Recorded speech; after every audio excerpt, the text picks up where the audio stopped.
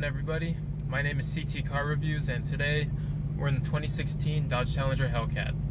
So in this review, I'm going to show you the outside, show you the interior, show you around a little bit, maybe get an exhaust clip. I'll show you the engine bay, and overall you're just going to get a comprehensive overview of the car, and then I'll also be driving it and give you my thoughts on the driving experience and just overall what I think of the car. So should be a good time.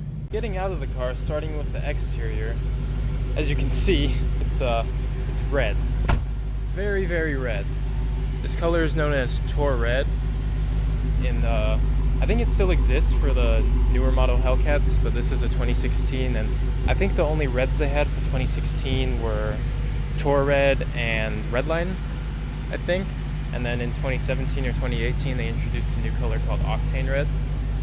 But yeah, this is definitely the most vibrant red that they offer. And personally, I think it looks really, really good.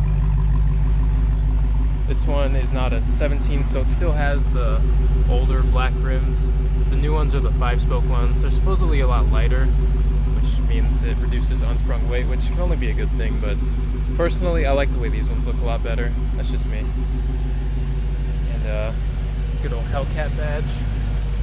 So, like, you can be driving this car, sitting at a stoplight, and the amount of stares that badge gets is insane.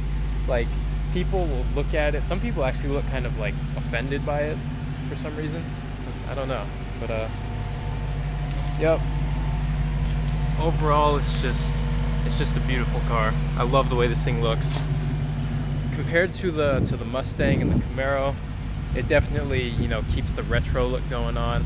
It still looks like a muscle car. While the Mustang and Camaro do take, you know, they take inspiration from the muscle car look, I'd say they look more like sports cars now. They're a lot smaller and lighter than this. And that can work to this thing's advantage and its disadvantage.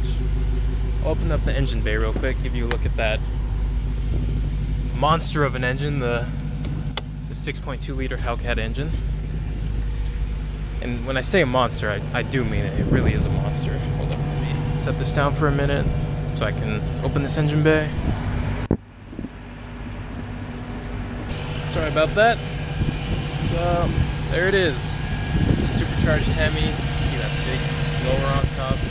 Twin screw supercharger. And it's just a beautiful engine. It's really good looking. The valve covers are orange. I'm not sure if they all come like that or not, but this one certainly is. I imagine they do, because if they came in different colors, that would probably be red to match the rest of the car. So I guess they're probably all orange, but yeah, it's just a great engine. Great engine. So about sums up the outside of the car. Now let's move to the inside and see what it's got going for us. So hopping in the Hellcat, you can see the door panel right here. It's a very nice door panel. Little pocket right there. You can probably fit your phone or your wallet in there if you want. And then here are the door controls. They're not automatic up, but the windows are automatic down. Lock and unlock, your mirror adjustments. There's a cup holder right there, your door handle, and your Harman Kardon stereo system. I've actually found that I end up using this cup holder more than the normal ones because, I don't know, I don't like putting drinks right there because I feel like it gets in the way of the shifting, you know. And so as for the seat, as you can see, the bottom of the seat is adjustable with this. You can move it up, down, you know, and then lumbar, but the back of the seat is actually manually adjustable, which I'm not a huge fan of. Some people actually like prefer it. Not me, but it's still alright. And then the back seat of this car is interesting because it's actually extremely useful. So, you know, in my driving position, I'm about 5'10". Let me stick it back here. You can see you have a pretty decent amount of leg room, even in my driving position. And the headroom isn't that bad. It's actually a very, very usable back seat. I've had 3 people back there before. They weren't happy, but you know, it worked. The nice aluminum sport pedals with the rubber grips. I like those a lot. Parking brake, engine release, parking brake release, headlight controls. This adjusts the brightness of your gauges. This adjusts, I think it adjusts the height of your headlights. Here's your trunk release, and yeah, steering wheel adjustment. Little knobs on the back of the steering wheels that control different like radio functions and such. So yeah, hopping in, and so the first thing you notice is that when you close the door, it's a very heavy door. It closes with a nice solid like thunk, you know. But yeah, overall it's a very nice interior. I like it. The steering wheel's huge. That's one thing you also notice immediately. The steering wheel is enormous. Like, my fully stretched hand is only that big compared to the steering wheel, which is crazy. So use these buttons. These are your phone controls. Use these buttons to adjust the middle portion of that right there. And then these are your cruise control controls. I don't even know what I just said. Cruise control controls. And then if you had the adaptive cruise control, which the manual cars don't come with, those controls would be right here on those blank buttons. It's a very nice wheel though. Great 9-3 grips, 10-2 notches, somewhat of a flat bottom, kind of aluminum plastic right there. And the gauges in this car are very nice. I like them a lot actually. I think they're the best looking gauges out of all the muscle cars. So moving on to the center, you've got your shifter. It's a 6-speed, obviously. The shifter has some nice leather around it. You got nice cup holders. But like I said, I actually prefer to use that cup holder more than these ones because, you know, when you're in a manual car, when you're shifting around, putting drinks right here, they'll get in the way a lot. Then you have your nice armrest right here. It's leather padded. It's pretty soft. And it opens up, and then you have your little compartment here. It's fairly deep. You can fit some decent stuff in there. I've just got a few coins in there and stuff. And then you've got your auxiliary, your USB, and your SD card, as well as a 12-volt outlet. And then these are all your like head unit controls and your air conditioning controls. So you twist this to adjust the airspeed. These are your temperature buttons, front and rear defroster, for circulating, AC. Then, you know, just your volume knob and your tune knob, hazards. This button takes you to the SRT pages, the performance pages, which I will show in my full interior review of this car. And here is the head unit, which I personally think it's one of the best head units you can get right now because it's super easy to figure out. It's super responsive. It's very customizable. I just think it's a great head unit. So I'll be talking more about that in my interior in-depth review of this car. And yeah, besides that, it's very nice. You have your sunglass holder right there, your lights on and off, your garage door openers, rearview mirror, your sun visor. It's got the vanity mirror with lights, and that little thing extends out. And yeah, that basically does it for the interior of this car. Like I said, it's a very nice place to be. I like it a lot. Even if the materials aren't always like, you know, super nice, it's just comfortable, you know. It suits the car, I think. So yeah, that about does it for the interior. So setting off in the 2016 Dodge Challenger Hellcat 6-speed manual. Let's see, guys. Now, a lot of people like to criticize this car for being too heavy. You know, they say it's a boat. It does weigh 4,400 pounds, which is a lot, but something tells me that when you start driving and you realize that this car indeed does have 707 horsepower, something tells me that that's going to stop being important at all. So we'll see if that's true. So the first thing I'm noticing is that the clutch is a little bit heavy, but it's not bad, you know. It's not like it's, you know, unusable. It's a bit on the weightier side, but it's a good kind of weight, you know.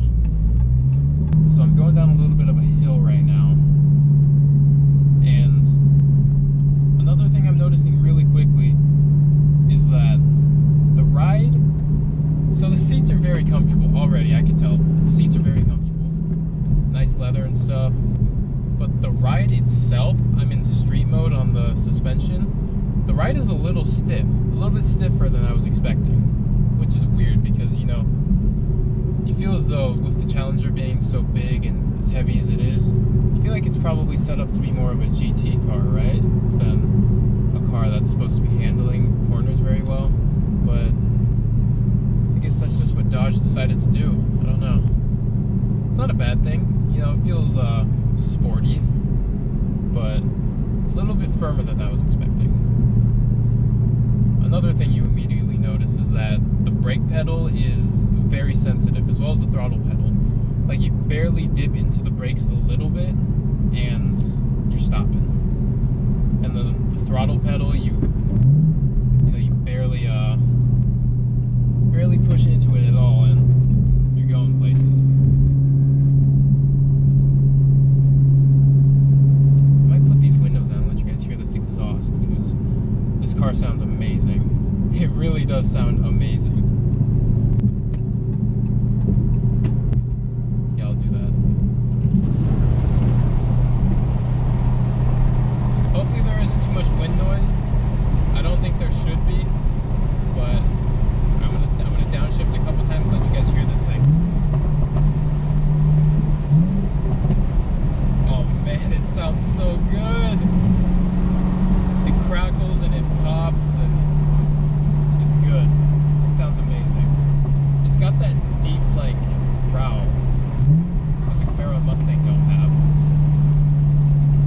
It's a very deep, low sound. I'm interested to see if this thing drones on the highway at all.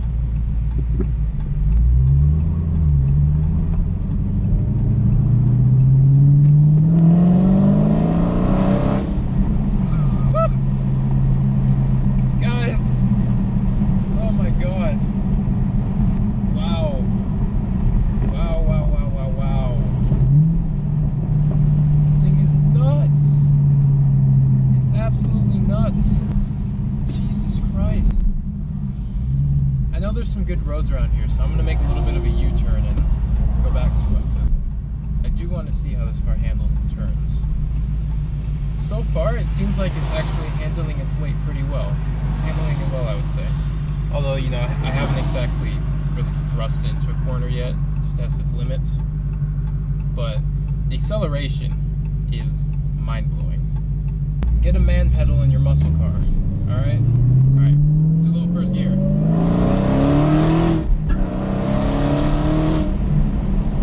Oh my god. Crazy. That is crazy. That is absolutely crazy. Oh no, don't want to go that way. So I'm currently in 5th gear at 1800 RPM. I'm going to step on the pedal and see what happens. 10 miles per hour right there. Just pushing on the pedal a little bit. It has so much torque. As you'd expect, it has 650 foot-pounds, but like anywhere in the power band, you put your foot down and you'll be going somewhere. Like, I imagine on the highway, if you were in 6th gear,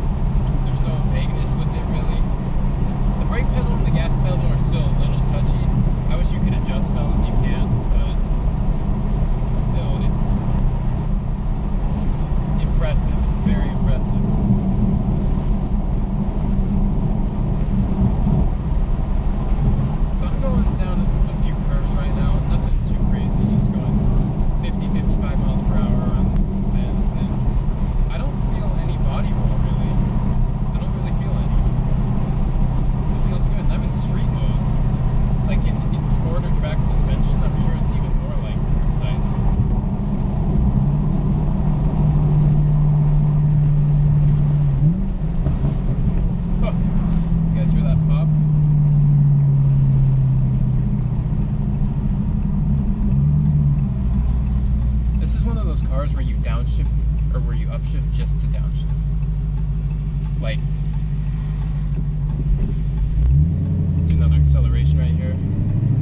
We'll use second gear this time. Point it straight.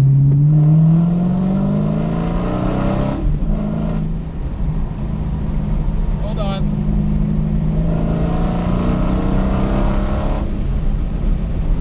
My God.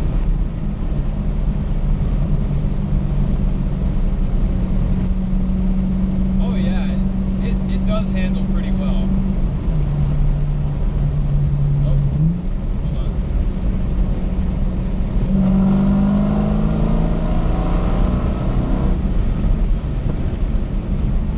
Jesus Christ. Brakes are good. Brakes are definitely good. Those Brembos, they're good. I was going slightly uphill for that too, for those accelerations.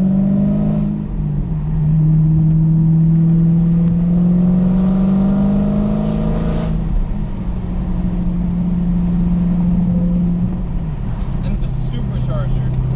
Okay, so in video, when you hear the supercharger, it sounds loud, but like not crazy loud.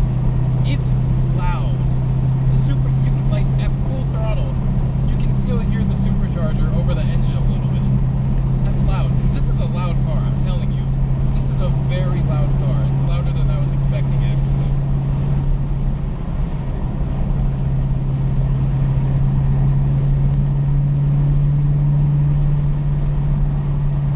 Yeah. It handles the bends pretty well. Let's test out this passing power. It's there. It's definitely there.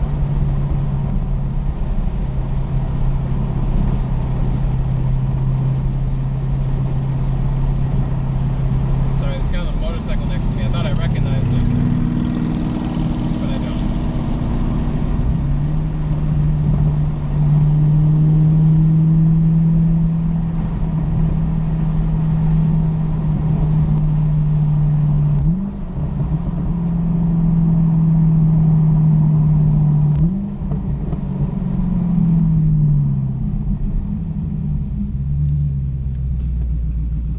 Brakes are good.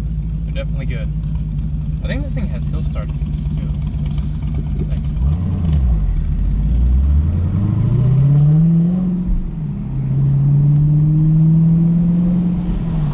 Which is a nice feature. I'm going to try putting this in the track mode and see what the difference is. Let's see.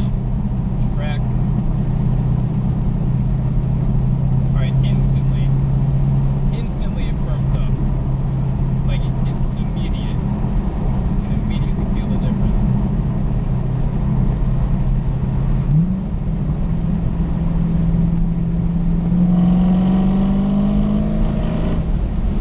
Oh yeah. Woo. Wow. Wow. Alright.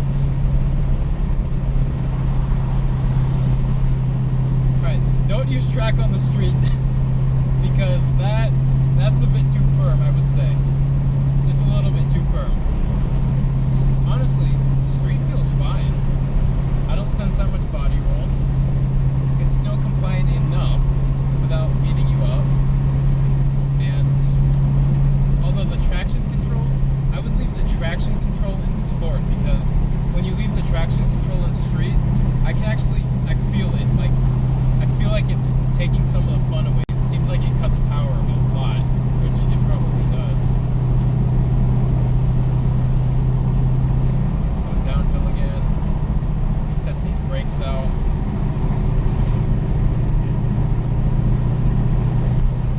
The steering it's pretty nice, actually. Like, it's a hydraulic system, so you can't adjust it, but it's weighted very nicely.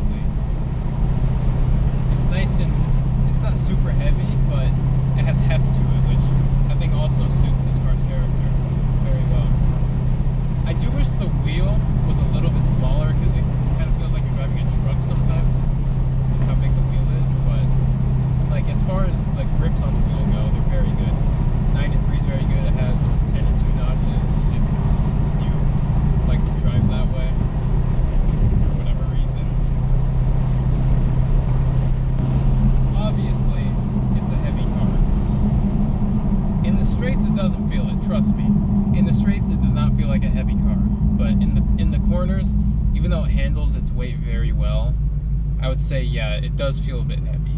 But, you know, it's not like terrible.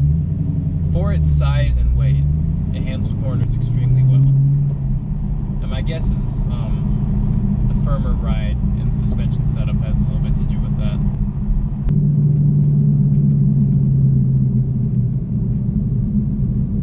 Alright, you know what though? I have to put these windows back down. Got to hear that exhaust. Come on, Prius, let's go.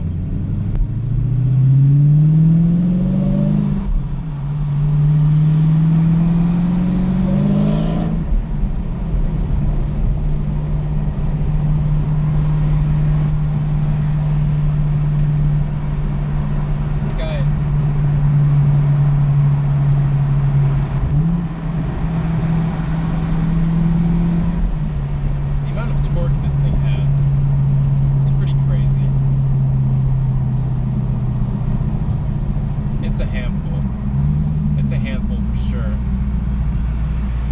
but it's rewarding. You know, you do have to control the back end of it, but it's not hard, you know, like even with the traction control in the sports setting, if it starts to slide a little bit, I still feel like I have total control over it, you know? It's not scary at all. And people are always kind of exaggerating the traction issues with this car. They're like, oh, it has no traction, you can't floor it in first or second gear, otherwise it'll just spin out or whatever, but it's not true. It's not true at all. At least, I mean, it is a warm day, and I was driving it a little bit before I started the video, but, you know, maybe I can see actually on a cold day how traction could be an issue. But here on a warm 85-degree day, with the tires warmed up, it's really not a problem. Except in first gear. If you floor the car in first gear, you're gonna spin. You will spin. Not spin out, your tires are gonna spin. That's just inevitable. But one interesting thing is that starting here in for the 2018 model year, the Hellcats are gonna come in the wide body.